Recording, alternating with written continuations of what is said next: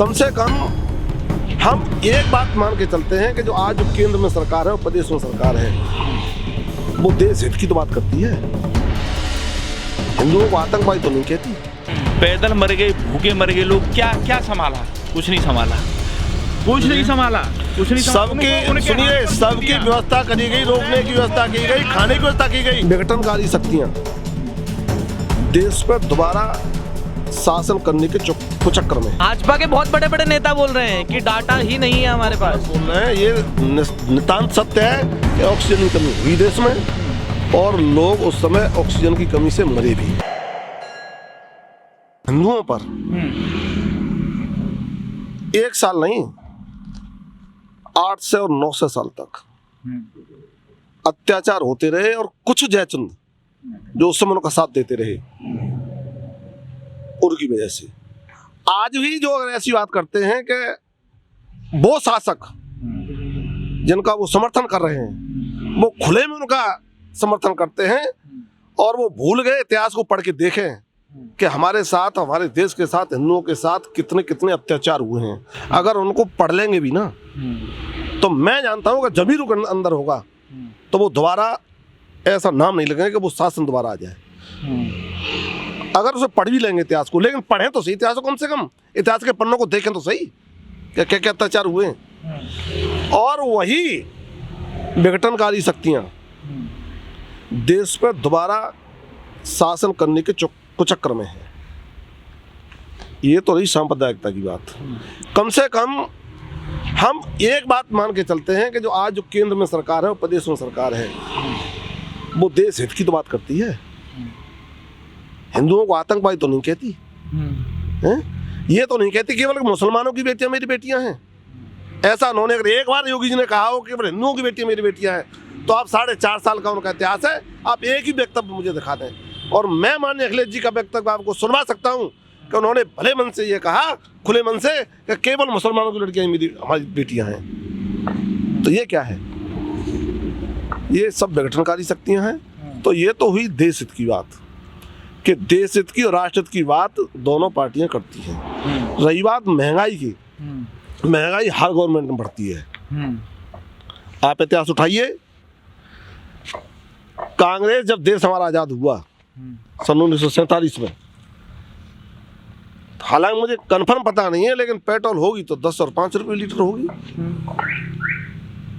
और जब हमारे प्रधानमंत्री जी अभी मोदी जी बने तो 60 और 65 रुपए हुई। तो क्या महंगाई नहीं बढ़ी? अगर महंगाई नहीं बढ़ती तो वो 1947 में जब 10 रुपए लीटर थी तो वही रहती। तो महंगाई तो हर गवर्नमेंट में बढ़नी ही है, चाहे अखिलेश जी की आ जाए, चाहे कांग्रेस आ जाए या बीजेपी की आ जाए। महंगाई किसी पे कभी कंट्रोल नहीं होगी।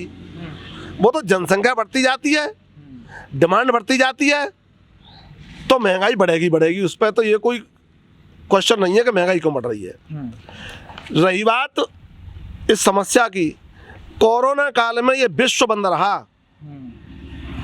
भारत की बात छोड़ दीजिए, पूरा विश्व, और पूरे विश्व में आप भारत की मीडिया को छोड़ दीजिए बिक रही है तो आप विश्व की मीडिया देखिए ना। विश्व की मीडिया ने हिंदुस्तान की तारीफ की है कि जो कंट्रोल भारत ने किया है वो अच्छे अच्छे दोस्त जो विकसित देश थे, जो अपने आप को ये समझते हैं टेक्नोलॉजी में बहुत आगे हम, चाहे अमेरिका हो चाहे जापान हो, वो हाथ खड़े कर गए। लेकिन मैं धन्यवाद देना चाहता हूँ देश की गवर्नमेंट को कि जिसने इतने आपातकाल में इतने अच्छे तरीके से देश को चलाया और देश की जनता को बचाया। और जब देश की सारी अर्थव्यवस्था भंग हो गई, सारे कारखाने बंद हो गए, सारी फैक्ट्रियां बंद हो गई तो बेरोजगारी की समस्या तो आनी ही थी। उसके बावजूद भी देश की 80 करोड़ जनता को फ्री अनाज घर पर बैठ के खिलाया है। ये बीजेपी की ताकत है, किसी सरकार की ताकत नहीं थी कि ऐसे समय पर जब सारे देश की अर्थव्यवस्था भंग हो चुकी हो तब 1 से 35 करोड़ देश की जनता में देश की 80 करोड़ जनता 20 दिन सरकार का अनाज खा रही है। तो ये तो उनकी छाती है उनकी सरकार की कि वो इतना बड़ी व्यवस्था को जो है अच्छी तरह से चला रहे। और अब जो इसके बाद जब देश में अर्थव्यवस्था भंग हो गई, एक बार सारे कारखाने बंद हो गए तो उसके बाद में देश को संभलने में टाइम लगता है। थोड़ी बेरोजगारी की, इसकी जो महंगाई की, ये भी एक बात है तुरंत जो बढ़ रही है। अब धीरे धीरे जब कारखाने चालू होंगे, फैक्ट्रियाँ चालू होंगी तो लोग रोजगार भी मिलेगा और जो महंगाई है उस पर कंट्रोल भी किया जाएगा। मुख्य कारण उसका ये है, जो महंगाई थोड़ी बहुत बढ़ी है उसका। सरकारी डिपार्टमेंट सांप्रदायिक मुद्दा भी हो गया, महंगाई भी हो गई, अब आपका क्या कहना है गुरुदेव? हम वही तो कह रहे हैं, अब तो बोल सकते हैं मासा हाँ जी। क्या कंट्रोल किया। अब हम ये कह रहे हैं, हाँ 5 मिनट में सुन लीजिए। कोरोना काल में क्या कंट्रोल किया हम बता तो रहे हैं। लोगों को पैदल चलने के लिए मजबूर कर दिया। कंट्रोल तो हम तब जानते जब उन लोगों को सही सलामत अपनी जगह पर सुरक्षित पहुंचा देते और जहां वो पहुंचने वाले थे वहीं पर उसी जनपद में एक क्वारंटाइन सेंटर बना देते, कोरोना सेंटर, और वहां पर क्वारंटाइन कर देते। पैदल मर गए, भूखे मर गए लोग, क्या संभाला? कुछ नहीं संभाला, कुछ नहीं संभाला। सबकी सुनिए, सबकी व्यवस्था करी गई, रोकने की व्यवस्था की गई, खाने की व्यवस्था की गई। इवन देन हमारी पार्टी के कार्यकर्ताओं ने मिलकर के हर जगह कैंप लगवाए और उनको बसों से, मैं इस बात का गवाह हूँ, कोई झूठ बोले न बोले, यहाँ हाथरस कलेक्ट्रेट में अस्थायी बस स्टैंड बनाया गया और सैकड़ों बस डेली जिस जनपद के लिए यहाँ आदमी आते थे उनको खाने के पैकेट दे करके, खाने की अलग व्यवस्था थी, उनको खाने के पैकेट दे करके यहाँ से उन जनपदों को भिजवाया जाता था। हर जनपद में इसी तरीके से कैंप लगाए गए थे।